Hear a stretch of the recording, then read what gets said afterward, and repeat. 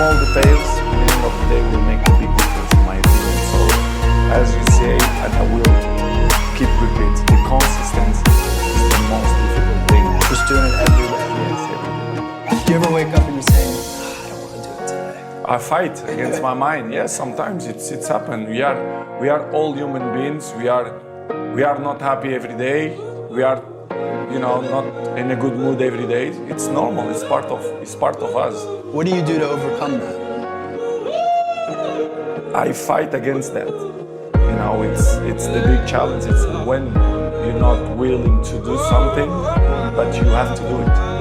This is the main point. This is why I say our mind, it's a box of surprises, and you have to challenge yourself to be consistent. I repeat, sometimes it's hard. It's what many people say. You like to go to the gym every day? Of course not. It's not true. Nobody likes to go to the gym every day. But you have to do it. Probably yes. Because your mental strength is coming from that moments that in a hard moment, you should do it. So, and I do it because after that, maybe in the beginning you feel hard to start, but after when you finish the gym or cold plunge or even the training, you will feel better. What would you say to a young person today who felt that they were predetermined to be a certain way?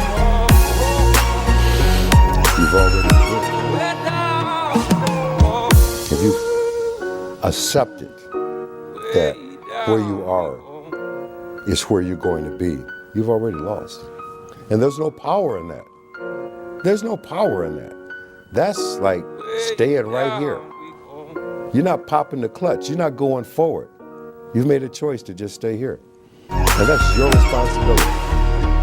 And I'm not saying it's going to be easy. I'm not saying there are not challenges, problems, obstacles, issues, fears.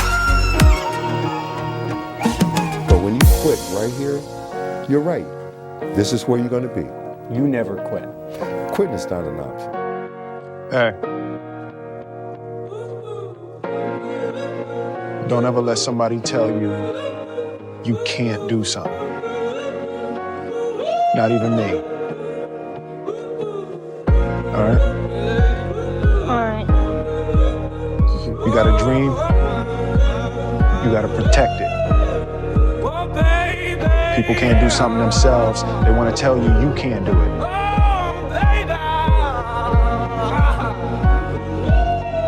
You want something, go get it. Period. How do you love yourself, Luis? Because I talk about it all the time. So I made a list of how to love yourself. And it's even in poster and postcard form now.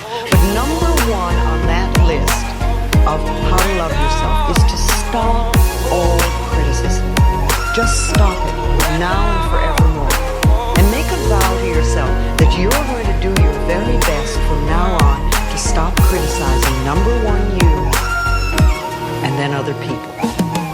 It'll be a lot easier to stop criticizing other people when you stop criticizing yourself. If not, it will be a nightmare. Sure, I'm in history of football, what I did and what I'm continuing to do. But one of the best players in history, for me, the number one in history. But for some fans, the number one, for the other ones, the second. Doesn't matter. I know I'm in history of football one of the greatest ever. When you have a tombstone, when you die and you have your own tombstone, Okay. and it says, here lies Cristiano Ronaldo, how would you like to be remembered as a man? You write your own tombstone. Number one. Not number 7. Number one. See, in the end, for you, it's all about being number one, isn't it? That's really what drives you. You don't want to be second. You don't want to be third. You I want don't to be- know this number. I don't know that number. Focus on you until the focus is on you, bro. I know that, we want the focus to be on us today, but if we put the focus on ourselves, like me, putting the focus on me, giving myself everything I need to be successful, giving myself everything I need to be competitive, giving myself everything I need to be the catch, to be the prize. That's what I'm gonna do. When you focus on doing that, fellas, and you don't pay no mind to nothing else outside of your control, you don't pay attention to them paying attention to you. When you stop doing that, I promise you, that's when the focus and the attention is gonna be paid on you, bro. I promise you. Been anything along your journey that you've kind of regretted, and then how do you deal with regret?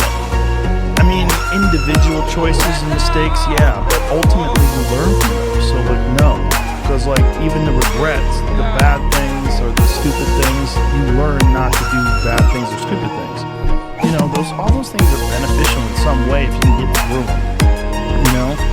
You know, if you like you did something that resulted in someone's death or something horrible like that, yeah, it'd be terrible regret. But I've been very fortunate that hasn't happened. But the dumb shit that I've done or the bad mistakes that I've made, they've taught me. You know, you learn. Like, that's why failure is so important. Like, failing and fucking up and making mistakes, it's very important. That's how you learn. That's how the bad feeling that you get from something that you shouldn't have done or wish you didn't do or wish you did better. Like, especially failing at something where you half-assed it and you just feel like a fucking loser. Like, that just teaches you to get your shit together. Well, you have such a good ability to learn from those things. Some people, I think, kind of it's just like it gets repetitive for some people. That's dangerous. Yeah, it's dangerous to dwell on past mistakes because people sort of define themselves by the worst moments that they've ever had. And if that's the case, like some people are stuck in high school. You know, they're stuck in failures that they had like when they were first getting jobs, and they always think that they're a loser, and they don't like the feeling of failure, so they keep low expectations so that they never have to feel that. You gotta get through it. You gotta get through bad feelings. You gotta get through failure. It's very important. And you get through it by just picking yourself back up and moving forward and going. But it's hard for a lot of people because that sting, they never get over it, the feeling of failure. And they don't have a good support system, like good friends. Like having a good community of friends is very, very important. Because you can feel like down, like if you've been, a girl broke up with you, and you feel like you're the worst, you're a fucking loser, like you're a piece of shit. But then you go out with your friends and you have a few laughs, and next thing you know you're laughing, and you're like, oh, we'll be right. And look at you today, man. And I just think that's really critical, right? And it's like, because everybody has dreams, and as much as you want to be able to listen a little bit, because somebody's going to give you a gem, but nobody knows but you.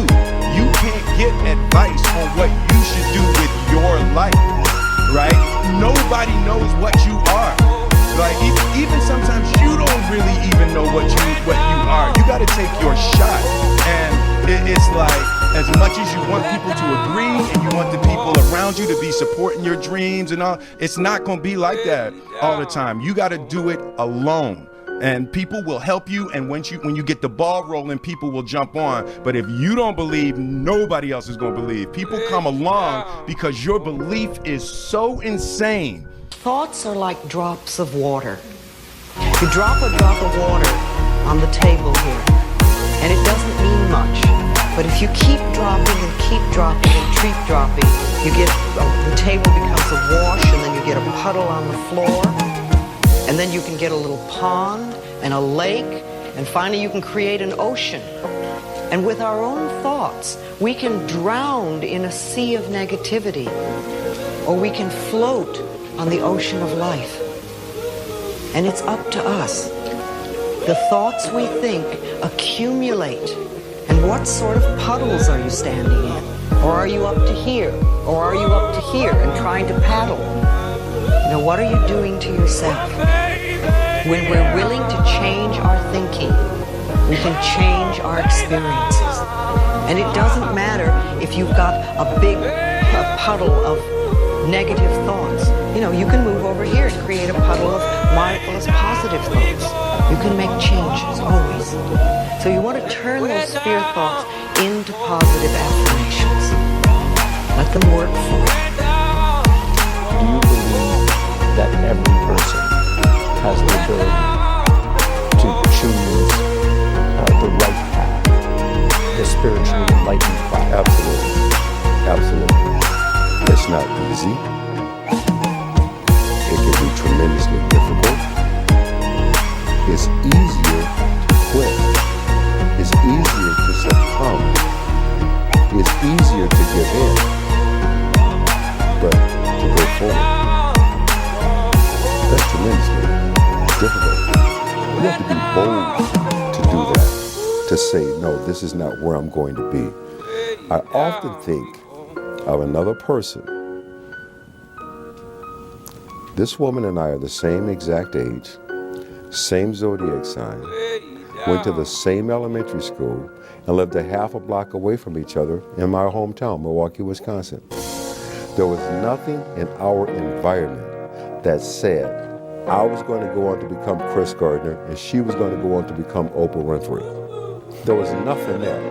We chose. And there are a lot of people in this world who have also chosen. That's one of the things I've learned, this part of the journey of life. So many of us have chosen. And one of the most important things that we have chosen is to break these various cycles. Cycles like links in a chain. We've chosen to break these cycles. We've chosen that, you know what? Whatever was an issue, a challenge, or a problem for me does not have to become generational or passed on to my children. Yeah, it's the main point, because everyone wants to be Cristiano, but I give you the map. You think you will do it that? It's difficult. It's The discipline. The discipline is the most difficult thing, not only in the sport, but in the life.